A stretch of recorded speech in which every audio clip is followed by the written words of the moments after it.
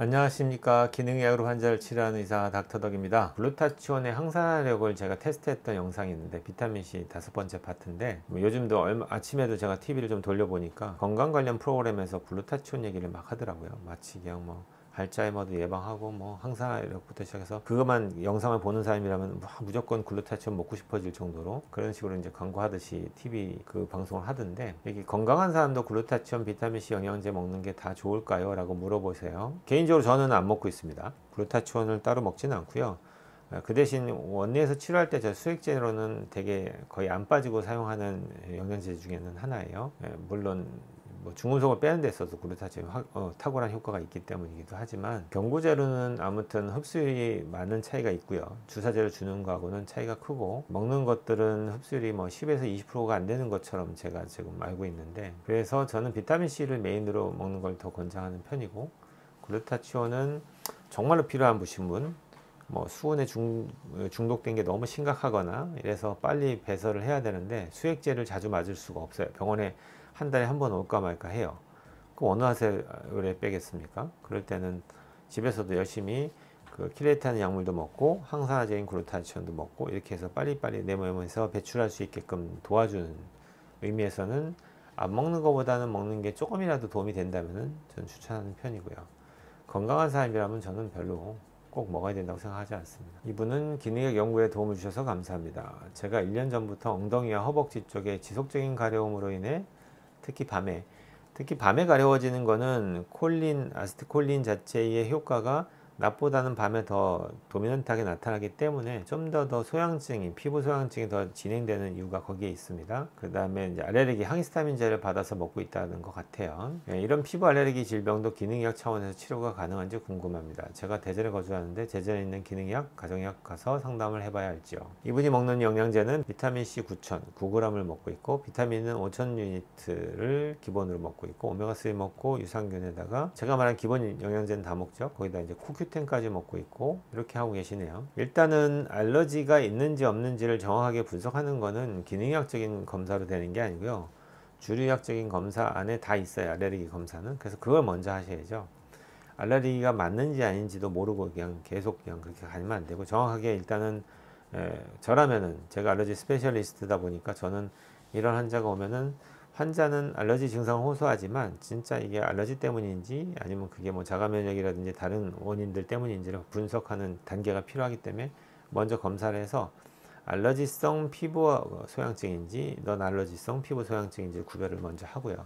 그거에 맞춰서 만약에 알러지가 전혀 검사 결과가 안 나왔다, 근데도 나는 그런 증상을 자꾸 호소한다, 이럴 때는 이제 그때 기능의학적인 검사가 필요하겠죠. 순서로 하면은 일단 주변에 알러지 스페셜리스트를 찾으십시오. 알러지를 전문으로 하는. 그래서 그걸 찾아서 검사를 받아보시고 알러지가 맞다라고 얘기하면은 이제 그걸 어떻게 치료할지 설명을 들으시면 되고, 검사했더니 알러지가 아니라고 하면은 그 다음에 이제 기능의학 병원을 찾는 게 순서가 맞겠네요. 그 다음에 암 환자가 일주일에 2번의 비타민C 정맥 주사를 맞고 있습니다. C 정맥 주사 중에는 글루타치온 경구 복용을 삼가할까요? 아니면 C 맞는 날 피해 복용해도 될까요? 꼭 저거를 복용을 해야 될 이유가 있을지 일단은 물어보고 싶고요. 이론적으로만 설명하면은 목적에 따라 달라요. 비타민C를 지금 이 환자분이 맞는 목적이 항산화 목적으로 맞는다고 하면은 당연히 비타민C와 글루타치온이 같이 들어가는 게 훨씬 더 강력한 항산화 효과가 나타납니다. 근데 만약에 이분이 비타민C를 맞는 목적이 항산화 목적이 아니고 암세포를 죽이기 위한 오프라벨 드럭 개념의 항암 치료 사이드적인 어떤 치료를 하고자 한다는 목적이라면은, 그럴 때는 글루타치온을 넣어서는 안 되죠. 비타민C가 들어가서 하는 일이 실제는 항산화 역할이라고 얘기하지만, 얘가 어느 단계를 넘어가면 그 자체로도 산화 스트레스를 주게 돼요, 비타민C가. 그래서 그게 일정 농도 이상의 세포 레벨에 들어가서 얘가 산화되는 과정에서 오는 산화 스트레스로 인해서 암세포를 파괴하는 역할을 할 건데, 거기에 그 기량하는 항산화제인 글루타치온을 넣어버리면은 비타민C가 산화 스트레스를 줄 때 글루타치온이 또다시 이걸 환원시킬 거 아니에요. 그러다 보니까 기량하는 효과가 나타나겠죠. 그럴 때는 쓰지 않습니다. 쓰지 않고, 어차피 비타민C 고농도의 메가요법이 들어가는 거는 그 치료 효과가 길지가 않아요. 수용성 비타민C니까 들어가면은 한 4시간에서 6시간 내에는 피크를 친다면 금방 떨어져 버립니다. 그러니까 그 당일 정도만 글루타치온을 피하시면은 그 다음날 항산화 목적으로 글루타치온을 투여하거나 먹거나 하는 것들은 우리가 치료했던 처음의 목적인 암세포를 파괴하는 목적으로 사용했던 비타민 C의 그 효과하고는 상관이 없어지잖아요. 그럴 때는 쓸 수 있겠죠. 그래서 당일날 비타민 C 수액 맞을 때도 글루타치온을 사용하지 않고요. 먹는 거는 뭐 비타민 C 먹을 수 있지만 워낙 고용량이 들어갔기 때문에 수액 맞는 날은 비타민 C를 굳이 안 먹어도 충분한 양이 들어와 있다고 보시면 될 것 같고요. 그렇게 알고 다음 날부터는 먹을 수 있을, 만약에 드신다면 먹을 수 있다라고 저는 얘기할 것 같아요. SGB에 대해서 궁금하신 분이 좀 많은가 봐요. 목에다 놓다 보니 이제 부작용이 걱정되시기도 하고요. 영상에서 말씀하신 호너사인이 몇 가지 있던데 그중 증상이 나타나는 게 차단 수술이 잘 되었다는 말씀인가요? 그 증상들은 어느 정도 지속되나요? 신경을 차단하고 블럭한 다음에 풀어준다는 그 치료라고 한다면은 블럭했던 결과물이 나오는 거는 부작용이 아니잖아요. 작용이죠. 내가 어떤 시술을 했더니 그 시술에 대한 결과물이 나오는 게 부작용이라고 얘기하면 안 되잖아요. 그래서 호너사인은 작용입니다. 부작용이 아니고요. 부작용이라면 이제 멍이 드는 거예요. 눈에 보이지 않게끔 최대한도 혈관을 피해서 놓긴 하지만 그래도 속에 지나가는 혈관을 우리가 다 눈으로 볼 수는 없으니까 최대한도 피해서 하지만 바늘이 지나갈 때 혈관을 뚫고 지나간 다음에 빠져나오면 여기가 피가 셀 거 아니에요. 그러다 보니까 지금은 당장은 모르는데 나중에 보면 멍이 좀 들 수 있고, 그게 저희들이 원하지 않는 부작용에 해당이 될 것 같고요. 그 다음에는 이제 바늘이 커팅 니들이다 보니까 지나가면서 조직 손상을 좀 줄 수 있어서 맞고 나서 좀 통증이나 이물감 또는 이제 여기에다 약물을 주입하고 나오다 보니까 그 약물이 이제 볼륨 효과를 갖고 있어서 식도를 지나가는 쪽에 이제 침을 삼키거나 할 때 뭐가 이물감이 느껴지는 것, 이런 것들이 부작용에 해당이 됩니다. 그런 것들은 뭐 길게 가면 일주일이고요, 짧으면 2, 3일 정도면 사라지기도 하고요. 거의 일주일에서 2주 가는 사람을 거의 보기는 드물어요. 그래서 어떤 분들은 맞고 그 다음날 멀쩡해요 이렇게 얘기하는 분이 훨씬 더 많은데 사람들마다 다르고 통증을 느끼는 것도 다 다른 것 같아요. 근데 이제 그게 두려워서 못한다고 얘기하신다면은 지금 본인이 불편하게 얘기하는 그 불편한 증상과 잠깐 이게 불편한다면 사라지는 그 두 가지를 놓고 저울질 할 때 안 하겠다고 하는 사람이 있거든요. 그러면 전 속으로 그렇게 생각하죠. 아, 이분은 불편함을 그렇게 많이 느끼지는 않으시는구나, 이렇게 생각할 수밖에 없어요. 정말로 힘들다면은 그게 두려워서 이 치료를 안 하겠다라는 게 설명이 안 되잖아요. 정말로 힘드신 분들은 제가 그만해도 될 것 같습니다 하더라도 오늘 좀 더 해주세요 이렇게 얘기하는 분들도 많아요. 그게 정답이 아니겠어요? 그래서 두려워서 못한다는 거는 제가 볼 땐 핑계일 수밖에 없고요. 정말로 힘드신 분들은 지푸라기도 잡는 심정으로 오히려 부탁을 하지, 이거 막 이렇게 꼬치꼬치 캐물어 가면서 이걸 해야 돼요 말아야 돼요 이렇게 물어보지 않습니다. 그런 분들은 그럼 좀 더 생각해 보시고 공부하신 다음에 원하실 때 받으세요 이렇게 얘기하고 저는 상담을 그만두죠. 고혈압 약을 7월부터 복용했는데 처음에는 오미잘탄 100-5니까 이게 아마 두 가지가 합해진 걸 거예요. 칼슘 채널 블로커하고 ARB 제제가 합쳐진 걸 건데 효과가 없어서 8월부터 트윈스타정으로 또 바꿨어요. 이제 제약사가 바뀐 것 같고요. ARB하고 CCB는 같을 것 같은데 10일째 복용하였으나 크게 효과 없어서 트윈스타정을 먹고 어지럼증 및 집중력 저하, 귀막힘 증상이 생겨서 혈압약을 3일째 끊었습니다. 혈압약에 대한 부작용도 많이 경험하셨네요. 그래서 혈압이 상승하기 시작했는데 혈압약 복용 전은 130에 160, 혈압약 복용 후 혈압은 130에 155. 큰 차이가 없네요. 참고로 저는 폐경된 지 3년 되었고 폐경 후 생긴 고혈압입니다.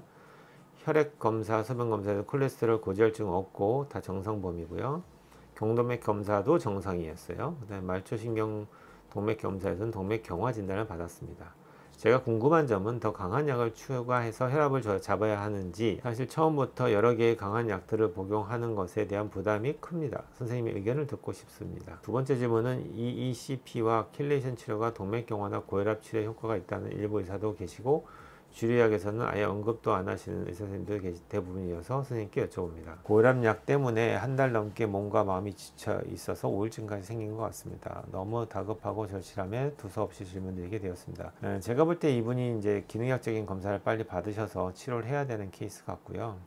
나이가 이제 폐경이 됐다면 이제 50대 중반 전후가 될 건데, 그 정도 됐을 때 이제 안정기 혈압은 130인데 좀 올라가면 150, 160까지 올라간다는 얘기잖아요. 그래서 내과에서는 수축기 혈압이 140이 넘은 혈압약을 줄 건데, 제가 볼 때는 먹어도 뭐 155 정도까지 올라갈 때가 있다는 거 보면은 저라면은 만약에 저한테 이 환자가 왔다면 저는 혈압약을 먹지 않도록 권할 것 같고요. 그리고 일단은 왜 혈압이 높아졌는지, 동맥경화증이 어느 정도 진행되는지 확인한 다음에 혈관 청소를 통해서 킬레이션을 해서 혈압이 저절로 잘 조절될 수 있게 도와주는 쪽으로 안내를 할 것 같습니다. 저라면은. 주류약에서는 그런 치료법을 아예 모르기 때문에 언급을 안 하시는 겁니다. 알면서 무시한다는 표현보다는 모르기 때문에 얘기를 안 하시는 거고, 경험해 본 적이 없는 거예요, 그분들은. 그러니까 그런 분들한테 물어보는 거는 말이 안 통하죠. 모르는데 뭘 대화를 하겠어요. 그러니까 무조건 혈압약을 안 먹는 게 좋다 이런 의미가 아니고요. 혈압약을 먹어서 조절을 잘 된다면은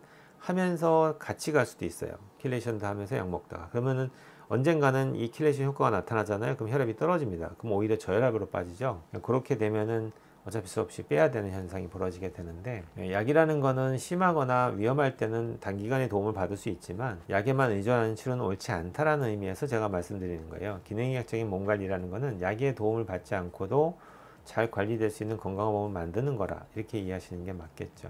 그래서 자꾸 너무 혈압에 막 스트레스 받아가지고서 맨날 시도 때도 없이 혈압 재고 이렇게 하는 게 오히려 더 도움은 안 될 것 같고요. 적당한 운동과 함께 그 다음에 기본적인 내 몸이 어디가 안 좋은지를 찾는 검사를 다 진행하셔서 우리가 놓치고 있는 뭔가를 찾아야죠. 전신 피로감이 아무한테나 오는 게 아니거든요.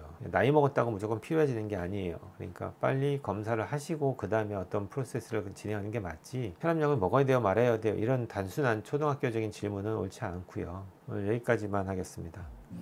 온 국민이 건강해지는 그날까지 닥터덕은 여러분과 함께 합니다.